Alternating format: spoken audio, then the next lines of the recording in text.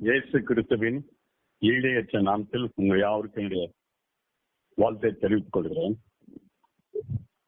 செய்திக்கும் ஒரு சிறிய ஜபம். எங்களை நேசிக்க நல்ல பிதாவே, அருமையான அந்த காலவெளிக்காக கேட்கிறோம். அதிகாலை மேல் காத்திருப்பேன் சொல்லி இந்த 5வது சங்கத்தில் வாசி கேட்க அந்த வசந்தத்தையும் கேட்கிறோம். அனுபவத்தை கொடுத்து அடியனை மூடி மறைத்துக்கொள்ள நேர் வழிப்படும் மீட்பரை சுக்கிருக்கும் ஜபக்களும் பரந்தாவே. ஆமேன். அருமையான ராபர்ட் ஐயா அவர்கள் 5ஆம் சங்கீதத்தை வாசிக்கும் போது ஒரு வரி எனக்கு ரொம்ப பிரயோஜனமா இருந்தது. அதிகாலையில் உமக்கு காத்திருப்பேன். இன்றைக்கு எத்தனை பேருக்கு இந்த காரியம் இருக்குது? இன்னைக்கு நான் 3:30 மணிக்கு எந்திரிச்சிட்டேன். எந்திரிச்சுட்டு 1.5 மணி நேரம் வேதத்தை வாசித்தேன். கிட்டத்தட்ட 1 மணி நேரம் 20 நிமிஷம் 1.5 மணி நேரம் வேதத்தை வாசித்தேன். 14 அதிகாரத்தை வாசித்தேன். ஒரு நாளைக்கு 30 அதிகாரம் வாசிப்பேன். காலையில் கிட்டத்தட்ட 20 வாசிப்பேன். இப்போது நாங்கள் பிரேயர் மத்தியில் வந்ததுனால 14 அதிகாரம் வாசிப்பேன். நீங்களும் தனதோர் வாசிப்பேன். அதிகாலை காத்திருப்பேன். இந்த அனுபவம் ஒவ்வொரு கிறிஸ்தவனுக்கு இருந்தால் கிறிஸ்தவ குடும்பங்களே எந்த விதமான அலசடி வராது. இன்றைக்கு நான் தெரிந்து கொண்ட வேத பகுதி என்னன்னு சொன்னா, அங்கலாய்ப்பின் நிமித்தம் மனிதன் இன்றைக்கு ஒரு இன்னல் அடைந்த ஒரு சூழ்நிலை காணப்படுகிறான். உலகம் முழுவதுமே, இந்தியாவில் தமிழ்நாடு செடிக்க மக்கள் இன்றைக்கு அலைமோதி கொண்டிருக்கிறாங்க. வாழ்க்கையில சந்தோஷம் இல்லை, சமாதானம் இல்லை. இதற்கான வழி இன்னைக்கு கற்றுக்கொள்ள முடியாதபடி எத்தனை கோடி மக்கள் இருக்காங்க.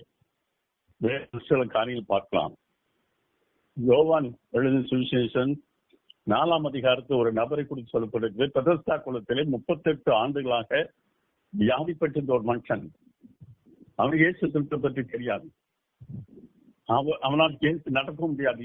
எப்படியோ யாரோ சாப்பாடு கொடுத்துருக்காங்க, சாப்பிட்டுருக்காங்க. அவ்வளவுதான். ஒருவேளை அந்த பகுதியில் இருக்கவங்களுக்கு அவர்கள் யாராவது தர்மம் பண்ணிருக்கலாம்னு சாப்பிட்டுருக்கான். ஆனால் இயேசு கிறிஸ்து அவனை தேடி வருகிறார். அவன் சொன்ன ஒரு காரியம் என்னதுன்னா, அங்கலாய்ப்போடு சொல்கிறான், எனக்கு யாருமே இல்லை. அதான் அவருடைய இது. அந்த குளத்துல கொண்டு விடுறதுக்கு எனக்கு யாருமே இல்லை. இன்றைக்கு நிறைய பேர் வாழ்க்கையில இன்னைக்கு எனக்கு யாருமே இல்லை. ஒரு பணம் இருக்கலாம், ஒரு அதிகாரம் இருக்கலாம், ஒரு எல்லாம் இருக்கலாம். இன்றைக்கு சொல்லுகிற வார்த்தை எனக்கு யாருமே இல்லை. இயேசு கிறிஸ்து அந்த மனிதனை சுகமாக்குறான்.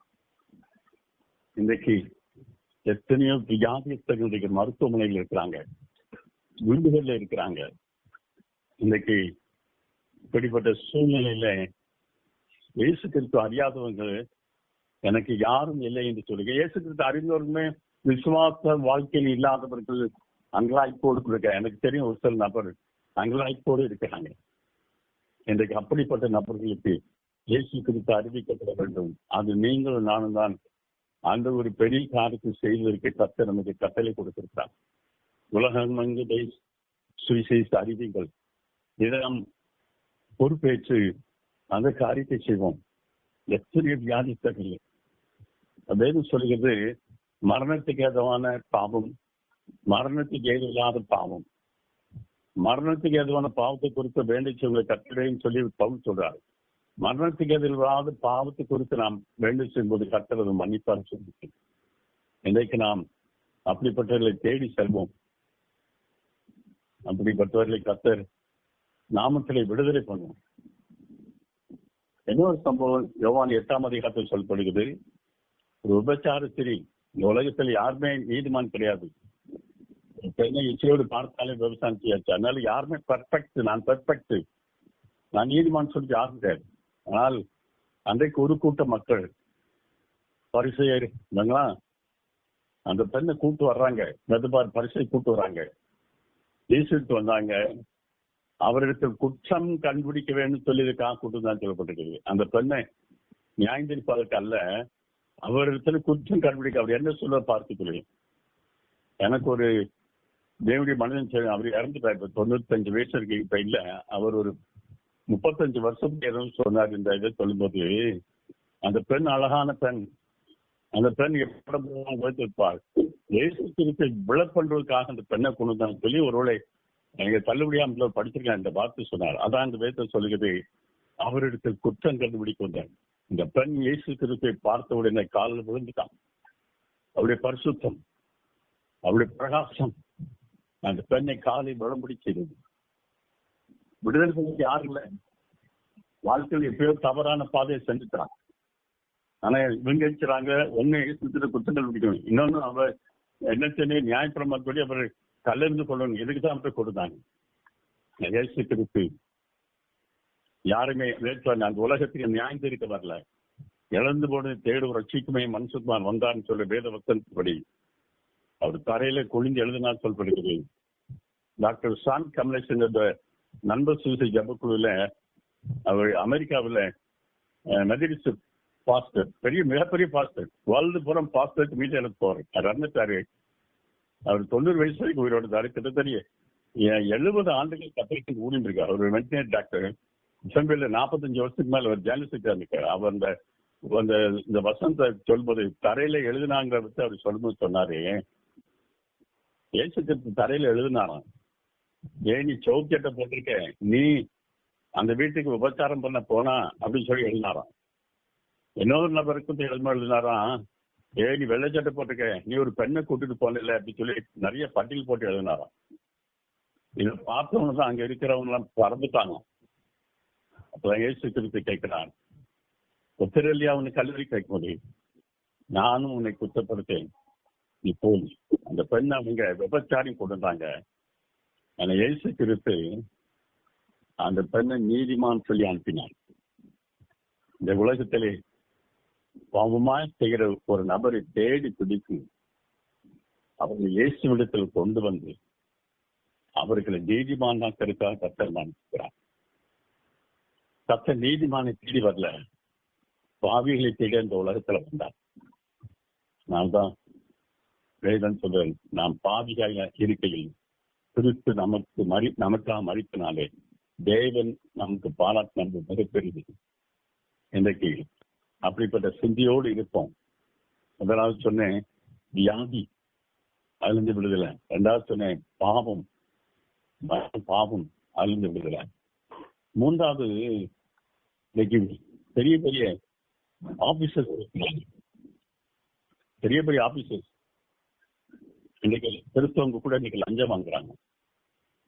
30 வருஷத்துக்கு முந்தி எங்க அப்பா இறந்து போனாங்க. இதே 1996 74 வயசுல எங்க தாத்தா இறந்துட்டாங்க. அப்ப எங்க அப்பாவுடைய பென்ஷன், கல்லூரி பேராசிரியர், எங்க அப்பாவுடைய பென்ஷன் எங்க அம்மாவுக்கு வரணும். செப்டம்பர் மாசம் இருந்தாங்க. செப்டம்பர், அக்டோபர், நவம்பர், டிசம்பர், ஜனவரி மாசம் ஸ்பெஷல் எங்களை கூப்பிட்டாங்க. நாங்க போனோம். அங்க போய் காத்திருந்தோம். அது 10:30 மணிக்கு ஒரு பில், ஒரு சின்ன பாக்ஸ்ல எங்க போனா பேங்க் இந்த பில் போகும். எங்க அம்மாவுடைய அந்த பென்ஷன் பில் போல. அதுக்கு பிறகு ஒரு 12 மணிக்கு இன்னொரு பில் ஒரு பாக்ஸ்ல போகுது. அதுல எங்க அம்மாவோட பென்ஷன் பில் போகல. கிட்டத்தட்ட 1 மணி இருக்கும். நான் அங்க உள்ள ஆபீஸ் உள்ள அந்த அதிகாரி பக்கத்துல இருந்த இன்னொரு அதிகாரிட்ட கேட்கிறேன், ஏன் சார் எங்க அம்மாவுக்கு இந்த பில் போகல சொல்லும்போது அவர் சொன்ன பார்த்தேன், ஐயாவுக்கு சில்லறை கொடுத்தீங்களா? 30 ஆண்டுகளுக்கு முன்பு நடந்த சம்பவம். ஐயாவுக்கு சில்லறை கொடுத்தீங்களா? அதுல அந்த 4-5 பேர்ல ஒரு கிறிஸ்தவர் இருக்காரு. இப்ப நான் கொடுக்கலையே அப்படின்னேன். இப்படி எப்படி சார் பில் போகுண்டாங்க.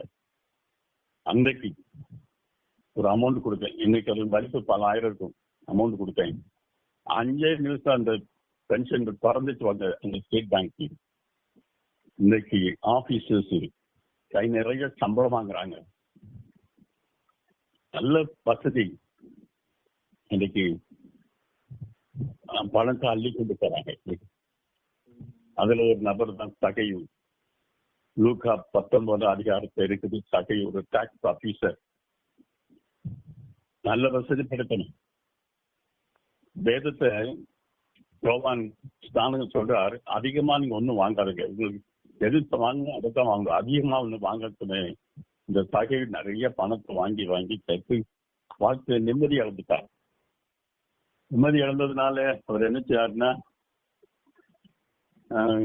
இயேசு கிறிஸ்து எப்படியாவது பார்க்கறது அவருக்கு ஒரு ஆசை. அவர் எப்படிப்பட்டவர்?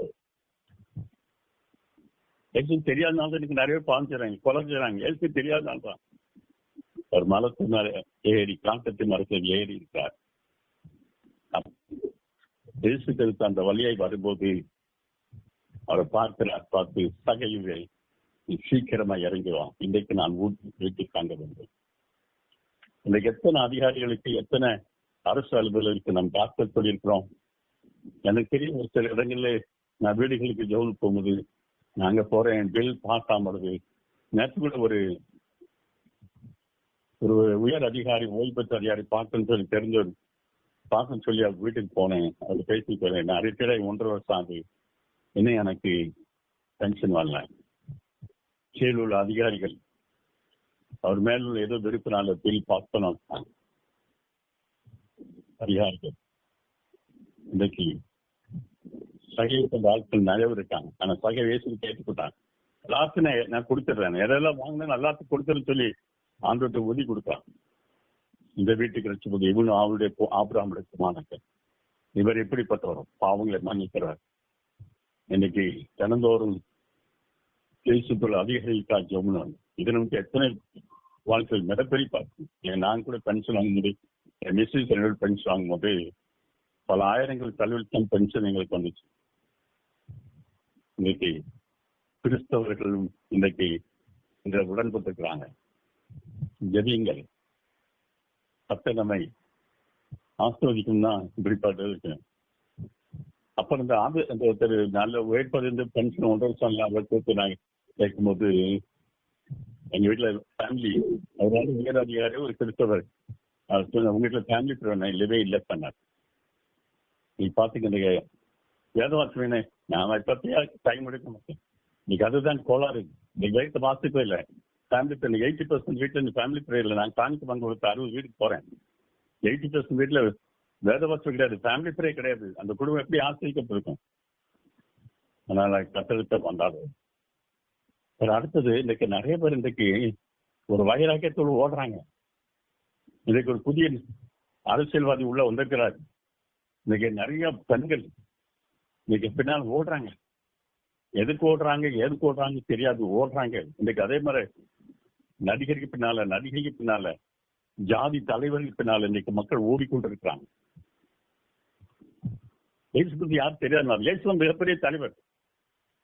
இவங்க ஓடுற தலைவருக்கு அந்த தொண்டனுக்கு பார்த்த கூட தெரியாது. ஆனா இவன் தலைவனை பற்றி அறிஞ்சிட்டுப்பான். ஆனா இயேசு குறித்து நாம் தெளிவாக நாம் அறிந்து கொள்ளவில்லை, ஏதோ அறிஞ்சிருக்கிறோம். ஆனா இயேசு நம்மை குறித்து தெளிவாக அறிந்து, அதுதான் தலைவர்.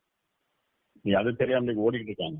அதுல ஒரு நபர், அந்த பவுல பொருத்தன், யூத மார்க்கத்துக்காக வைராக்கியம் ஓடின ஒரு மனுஷன், மிகப்பெரிய கல்வியை நல்லா படிச்சிருக்கிறார், நல்ல வசதி, அவர் கப்பல் இருந்து சொல்லப்பட்டிருக்கு.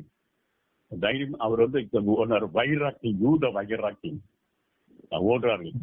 ஏசு கிறிஸ்துவ யாரெல்லாம் பின்பற்றவங்க அடிக்கிறார், கொலை செய்தவர் கூட சம்பவித்தான் சொல்லி, தேவாண்ட கொலைக்கு ஒரு மூல காரணமாக தான் சொல்லி சரித்திரம் சொல்லுகிறது. அவர் கர்த்தர் ஒரு நாள் சந்தித்தான். அவரும் சொல்கிறார், நீர் யார்? கேட்கிற கேள்வி நீர் யார்? இன்னைக்கு இயேசுக்கு யார் தெரிஞ்சால் பவுல் இப்படி செஞ்சிருக்க மாட்டார். பவுல் அதுக்கு முந்தின பேர் பவுல் செஞ்சிருக்க மாட்டார். பெனியின் சேர்ந்தவன், நான் யூதன், நான் எபிரேயன், நான் ஞானபூதர், குற்றம் சார்ந்த பிராதமன், எல்லாம் நிறைய காரியம் பட்டியலிடுறார். நீர் யார்? நல்ல மனுஷன், நான் யாரும் குற்றப்படுத்த முடியாது, நியாயப்படி யாரும் குற்றப்படுத்த முடியாது, நல்ல மனுஷன். இன்றைக்கு வேதம் சொல்கிறது, நியாயப்பிரமாணத்துக்கு உட்பட்டவர்கள் சாபத்துக்கு உட்பட்டவர்கள் சொல்லி வேதம். நீங்கள் நாங்கள் நியாயப்பிரமாணத்தை சார்ந்து ஓடுறோமா? திருச்சுவை சாராத நான் நேர்மையான சன்மார்க்கம் சொல்றேன்னா நீங்க நானும் சபிக்கப்பட்டதுன்னு சொல்லி வேதம் சொல்லுது. பவுல் குற்றத்தை சொல்லுது. அவர் நியாயப்பிரமாணத்துக்காக அவர் யூத வைராக்கத்தை போலிய மனுஷனை கத்தை பிடித்தார். எல்லாத்தையும் சொல்றாரு, எல்லாத்தையும் குப்பை நஷ்டம் கேட்பேன். மிகப்பெரிய கல்விமான், மிகப்பெரிய பணக்காரன், பிடிப்புக்காக எல்லாத்தையும் நஷ்டம் குப்பை என்று விட்டுவிட்டார். குறிப்பிட்டான் பாலுக்களை நான் சொன்னேன், வியாதிஸ்தர்கள் இந்த கத்தரை அறியாத வியாதி இருக்கார். இரண்டாவது, பாவ பழக்கத்துக்கு அதிக போதை பொருட்கள் அடிமை இருக்காங்க. இதுக்கு யாரு தெரியாதனால இன்னைக்கு இப்படிப்பட்ட பழக்கத்தை இருக்காங்க. அப்புறம் மூன்றாவது வேறு அதிகாரிகள் இன்னைக்கு இயேசுக்கு அறியாதனால இன்னைக்கு கைக்கூலி வாங்குறாங்க. நான்காவது இன்னைக்கு ஏதோ ஒரு வைராக்கியம், ஜாதி வைராக்கியம். இன்னைக்கு ஒரு அது நடிகை ஒரு வைராக்கியம் போடுறாங்க, இயேசுக்கு அறியாதனால் போடுறாங்க. கடைசி குடும்பத்துல பிரச்சனை, கொலை கொள்ளை பொறுத்தாருங்க. அப்படிப்பட்ட ஒரு மனுஷன் தான் அது கர்த்தருடைய பவுலாக மாற்றார். இந்த காலவையில அருமையான ராபத்தைய வாசிக்கும் ஒரு வசனம் அதிகாலை காக்க. நான் அந்த காலைல 3 கழிச்சேன், 14 அதிகாரம் படித்தேன். இதே பிறகு நான் இன்னும் பைபிள் வாசிக்கிறேன். இன்னும் பிறகு 1 மணி நேரம் பார்த்து கேட்பேன் யூடியூப்ல. அது பிறகு 1 மணி நேரம் ஃபேமிலி பேர் 3 மணி நேரம் முடித்த பிறகு அது பிறகு 7-8 மணி பிறகு கதவே திறப்பார். கர்த்தர் ஒப்பு கொடுப்போம். கர்த்தர் நம்மை ஆசீர்வதிப்பார். ஹல்லேலூயா. ஆமென். ஆமென்.